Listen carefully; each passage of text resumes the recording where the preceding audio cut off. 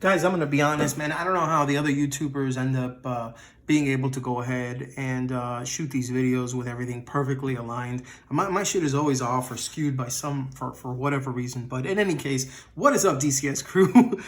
We have a pocket real estate video today. The PRE is finally hitting humpback day here on this lovely Wednesday, and I just wanted to go ahead and show you what I am carrying today. This is one that has actually, it's been out fairly recently. I want to say it came out a couple weeks ago, and everyone and their mother has already done reviews on them. I am not. I'm going to do this video, and then I'm going to go ahead and do probably a disassembly video so you can see just what's inside this particular knife. But from the guys over in GiantMouse comes the Ace Grand, ladies and gentlemen. Okay, so let's talk a little bit about this knife and why it is in my pocket. Number one, I am a huge fan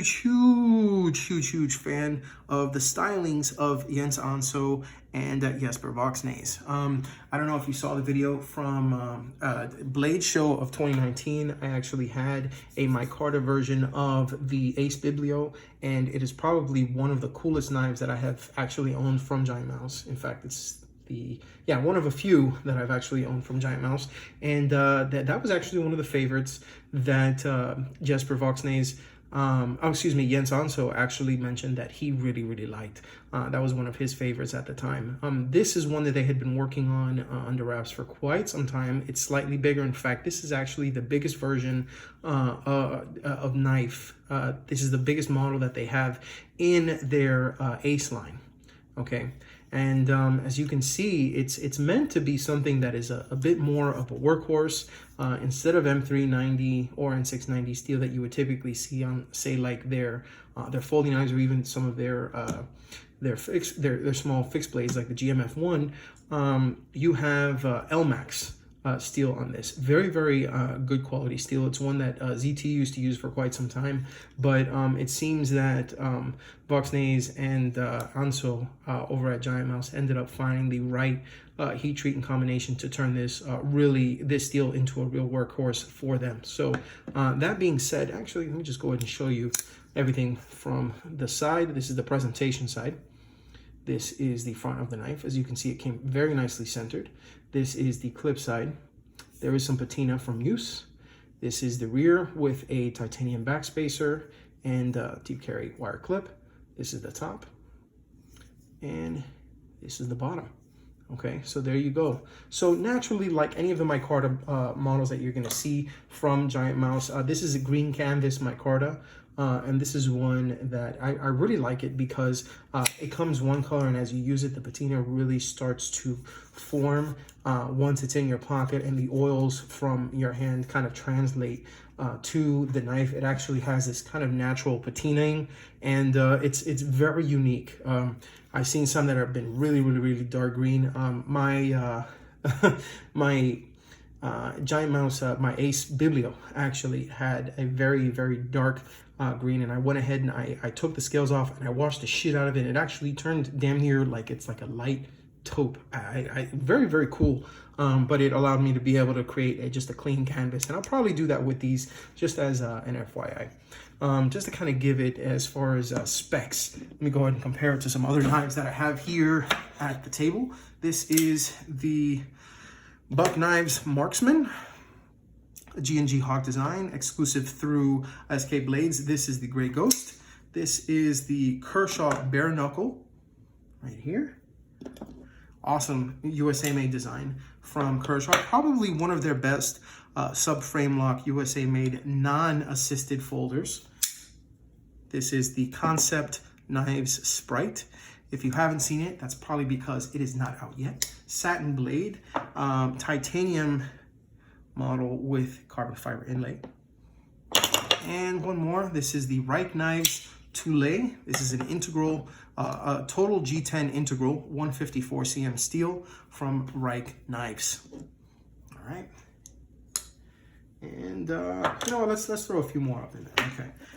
The small feldspar from CGRB, the natural Jade G10. Really like that natural Jade G10, by the way. And of course, the Dylan Mallory designed CJRB Centros. Love this knife, love this knife, love this knife. So that's why it's going in my pocket, right? So that being said, a few things really gravitated, me towards the knife, gravitated the knife towards me. And one of them being that it's larger than most of the other knives that they have come out with. Vox usually tends to come out with these smaller knives. I don't know if it's because, his hands are smaller, or if it's just something that he feels that the market would be more receptive to. Obviously, it caters to, to fit into more places that have stricter knife, restrictions as far as blade length and that sort of thing. That is not the case with this particular knife. It's meant to kind of cater towards the people that really need something that can do work. The choil here is just large enough to kind of be able to go ahead and put your finger here without, getting too close to the blade. I would have probably wanted to go ahead and extend that just a little bit more, but in any case, it actually has jimping here, so that if you need to go ahead and work on some feather sticks, that sort of thing, you can actually do that for nice press cuts. Unlike the Biblio, and this is something that I really like about this particular design, and I believe that this was taken from the GM5 series. They did not include a flipper tab here. In fact, it could have been that they had one designed, but that was very nicely milled out so that you can just use the thumb hole. And I will be honest, I really like the use of the thumb hole on this one. I mean, with bearings, this thing, flicks really well, whether you're just trying to just guide it out, or you're really flicking it out, or if you're, just doing the whole Spidey flick and using your index finger on it. If I had to create, if I had to say that there was one gripe about this knife, other than the fact that they use these wire clips, I would eventually, replace that with another. I think Casey Lynch comes out with a pocket clip that I can use that takes the place of that. But if I could, say anything else, I would say this, because this is something that I don't think a lot of people have really talked about. Okay, when you look at right here at the liner lock, the liner lock isn't really well, recessed. So when you're going to go ahead and kind of actuate it from down here, it's damn near impossible. And it's not an easy liner lock to be able to go ahead and disengage. I've owned a lot of liner locks in my life, and this is probably the most difficult to be able to use. Now, granted, this isn't something that I'm just going to go ahead and fidget, open, close, open, close, open, but it is something that the lock bar isn't the easiest to get to compared to a lot of other knives, especially the Biblio. But in any case, this is going in my pocket today. This is a great knife. This is a nice addition to the Ace line, and a nice homage to, I believe, the GM5 on the GiantMouse knives. This is the Ace Grand. It is going in my pocket as today's pocket real estate. I think that this is going to go ahead and set my hump day off. And yeah, I look forward to the rest of the week. But in the meantime, yeah, this is going in. So I'm gonna put this back in my pocket, guys. I hope you guys have a great rest of your day. If you have any questions, feel free to go ahead and reach me on dailycarrysolutions.com. Hit the contact button and go ahead and send me an email via the contact page.